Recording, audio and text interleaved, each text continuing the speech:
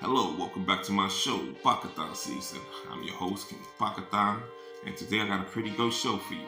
Today's show is about jails in different states, particularly California, Florida, New York City. I've been locked up in all three of them. I can tell you what I know personally, what I've seen, the big difference are between the three of them. But before we get into that, please hit that subscribe button and hit that notification bell, and please share. Let's try to hit that 1,000 subscription. Let's try to blow up. Let's grow up together. Besides that, if you have any questions, please feel free to hit the comment section. Write a question. I'll write back to you as soon as possible. Anyway, with no further ado, let's get into the jail things. So, let's start with New York City. I was born and raised in New York City, so it's only right to start there. One thing about New York City is kind of good.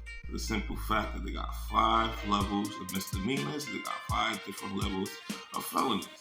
Different states got less. Some states like Florida only got 3 misdemeanors, 3 felonies.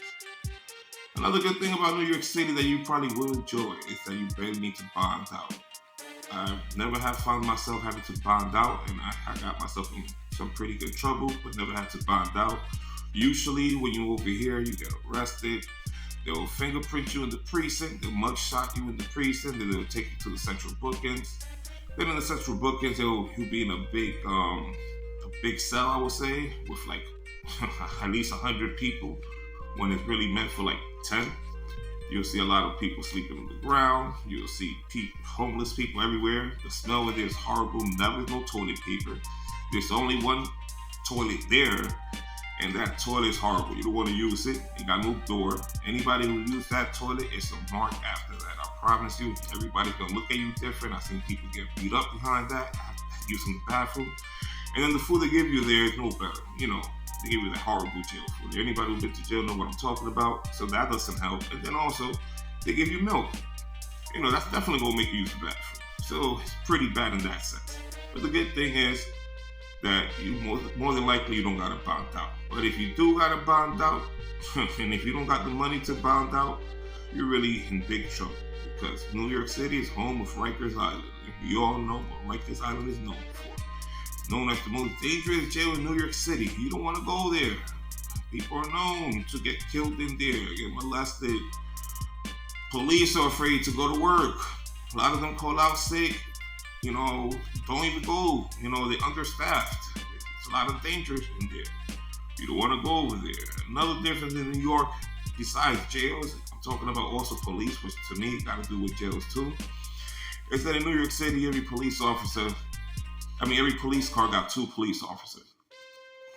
So it's not like in other states you might see 1 police officer per police car and they take the car home. Not in New York City. In New York City, more than likely that vehicle stay in the police precinct. And, they're basically driven 24/7. Another shift come, another 2 police officers come and use the vehicle. That's how it works. It's not like in Florida, for example, where police take the vehicle home. I know an officer in Florida who took 2 police home, 2 police cars home. So, it's different in that sense. You know what I mean? Another thing about New York City, it's not as racist as other states. Like Florida is semi-racist. California, forget about it. We'll get into that part later. But for the most part, New York City is the least racist. It's the most lenient in crime. As far as if you do a crime where your chances of getting a felony is least because there's 5 different levels of misdemeanors, which that's a good thing for you. Hopefully you don't break the law, but I'm just saying just in case you get, in trouble, you won't be facing a felony just off the rip. And basically, another thing about New York City, sorry about that. New York City, the whole 5 boroughs, it's different. 5 boroughs, each borough is a county, and those 5 counties make a city. And that's a big difference than anywhere else around the country. That in most places around the country, every county got cities instead of cities having counties. So for that being said, let's go to Florida. Now with Florida, the huge difference between New York and Florida is that they got only 3 levels of misdemeanors and felony, and they go by actual numbers, 1, 2, and 3. Like in Florida, you pull out a knife at a person, that'd be a felony. That'd be a third-degree felony. Here in New York City, that'd be a E-class misdemeanor. That's a significant difference. You know what I'm saying? We talking about, a lot of privilege being taken away from you once you got a felony. So that's a huge difference. Now in Florida also, they do, let people out without being bond, but you're gonna have to wait longer. You don't want to wait. The best thing in Florida to do is bond out. That's the beautiful thing about it, is that in Florida you got a couple of $100, you get out for the most part. You don't gotta wait over there. You don't even gotta see a judge. Here in New York City, it don't matter if you want to bond out or not. You still gotta wait to see the judge. Not in Florida. In Florida, more than likely, if it's a misdemeanor we're talking about or something like that, or even for some felonies also. I see, so depending, as long as it's not a first-degree felony, you can bond out before seeing the judge, I believe. But I know for a fact misdemeanors for sure. But in New York City, even if it's a misdemeanor, you still got to see the judge. That's a significant difference. And that's something I don't like about New York. But also another thing about New York and Florida, the difference is that in Florida, you got to get your cases sealed and expunged. You see, that means that even if you not found guilty, it's still public information. In New York City, they don't do that. In New York City, they actually seal it for you.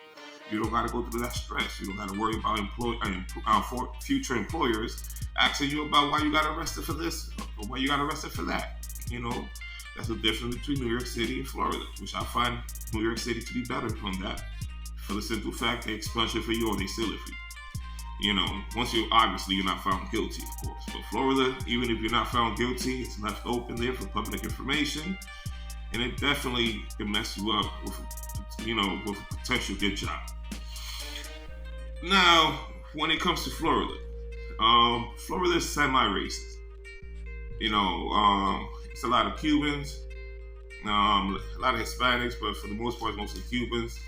They do got African American, they got their own thing, like Bloods and Crips and stuff like that. And then they also got the Haitians, Soul Pounds or CMFs and stuff like that. They hold down a lot of the stuff. They stick together also. So that's how it's broken down over there. But it's not racist in the way of just because you happen to be Hispanic or you happen to be Black, I can't talk with you, or I can't, not even talk, or I can't share with you. Because like in California, which we're going to get into that later, but over there, if you're from a different race, we can't share food. So that's a significant difference right there. Also in Florida, they were talking about police, just like I was talking about police in New York. They don't got no beat walkers. You see, in New York City, they got cops in corners, they got cops and police in train stations. In Florida, they don't have that.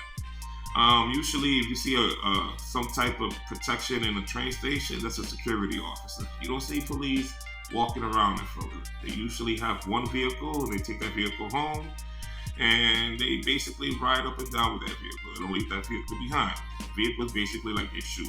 They don't go home without their shoes.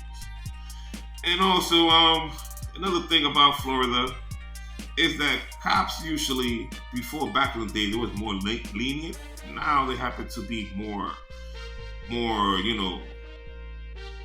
heinous, if you get what I'm trying to tell you. Yeah, like I believe after Trump got elected, or DeSantis also became governor, I believe police officers changed a lot. They started becoming a lot more aggressive.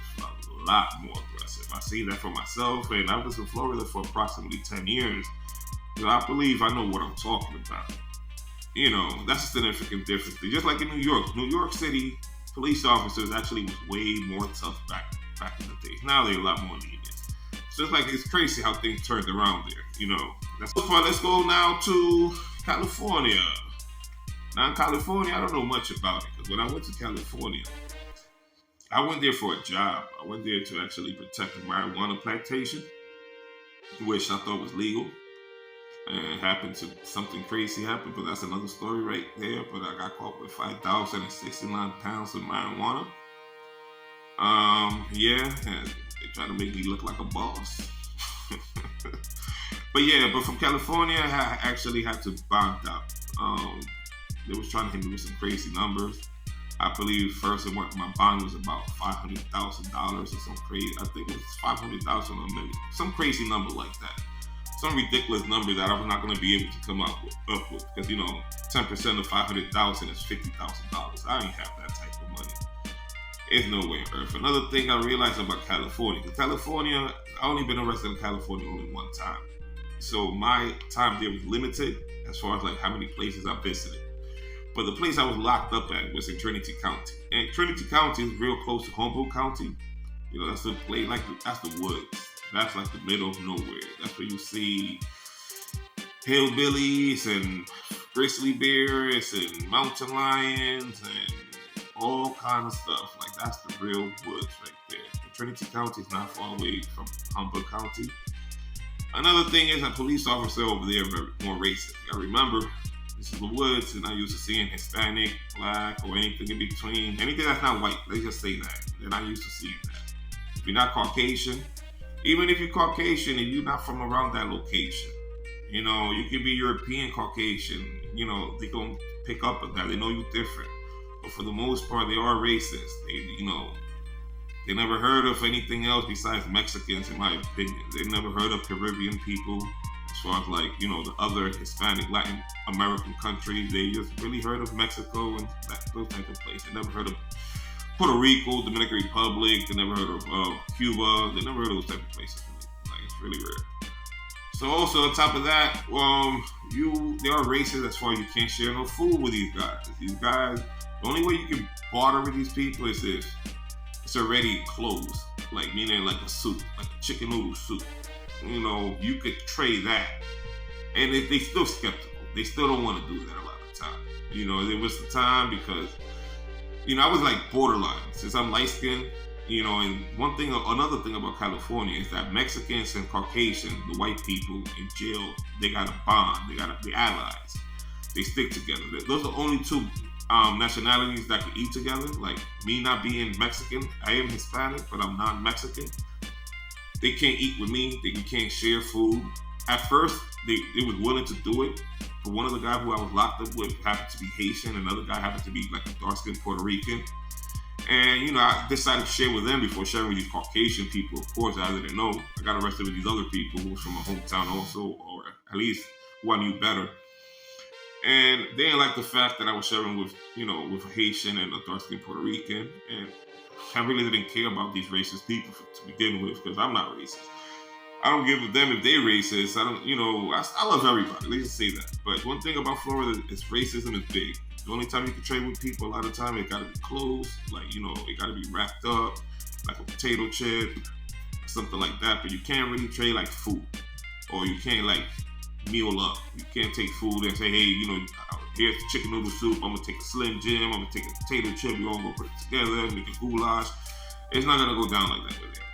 You know, that's the main thing. And another thing is also these white people over there, they kind of know. See, I mean, because mind you, where I was locked up is the middle of the woods.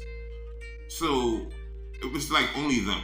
The only other nationality they had there was some Mexicans that got arrested with me when I got arrested, which that didn't count because they happened, you know, they get treated just like Caucasian people.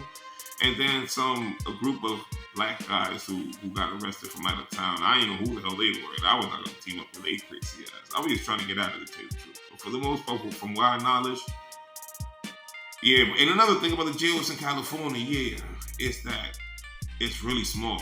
It's really, really small in Trinity County. Like, we was locked up in a cell for like with 10 guys for like 5-6 days in a 2-man cell. It's really horrible. It's really cramped up. Yeah, it's really, really, really small. And it's only one phone per dorm. But the dorm only house, I would say, about 30 people. It's a pretty small jail. It was kind of funny. It was kind of amateur because, you know, seeing these Caucasian guys trying to be skinheads and all that, and trying to be racist in a way of not being racist like where they're trying to do something to us, but racist like they wouldn't want to share or whatever. Like, who the hell is gonna know when you go to the big house if you were sharing with non-Mexican people or not, or non-Caucasian people or not? That's which is stupid to me. But nevertheless, for the most part, that's the biggest difference. The biggest difference you're gonna find in those 3 different places, from my opinion, a quick review, it's the laws between Florida and New York City, where they have 3 felonies and 3 misdemeanors in Florida, and 5 felonies and 5 misdemeanors in New York City. Now, in California, I really don't know much about that part, but I know that in New York City and Florida for sure, the biggest difference you're going to find between all 3 of them is the racism. New York City have 0 that I know of. Florida have about 20 to 33%, I would say. In California, I would say, 100%. That's the most racist place in America to get locked up at. Now, another difference between that is basically Florida, you might want to bond out. You know what I'm saying? New York City, you're going to have to wait for the judge anyway. So they might release you anyway. You might not have to go to Rikers Island. California, my experience, I had to bond out. Now, for the other thing is, I forgot. Between the 3 of them, which one is the most aggressive inmates? Shoot. I'm going to let you guess that one. I'm going to let you put that in the comment, which one you think. If you want me to make a show, respond back to that, I definitely will. I could even make a review about that. I could definitely make another video about that. But for sure, I'll let you guess. I bet more than likely I probably guess wrong anyway. But yeah, one thing I'll tell you for sure, you don't want to get locked up in any of them. And all of them was bad anyway. Some was easier than others, but for the most part, you don't want to get locked up in none of them. And once again, please do me a favor. Please subscribe. Please share. Please hit that notification bell. Share it with somebody you know, who you care about, who actually makes sense. You know what I'm saying? Like people who actually want to hear some good stories about a good person, who actually talking the truth. I'm not talking BS. I'm making stuff up. And I can actually prove everything I'm telling you. In the near future, I could do that. I got no problem doing that. But for now, I feel comfortable doing it the way I'm doing it. Just please subscribe and hit that notification button. Once again, I'm your host, King Pakatan. Reporting right King live Pakatan from anywhere you want me to be at, huh? Pakatan season over and out, you heard?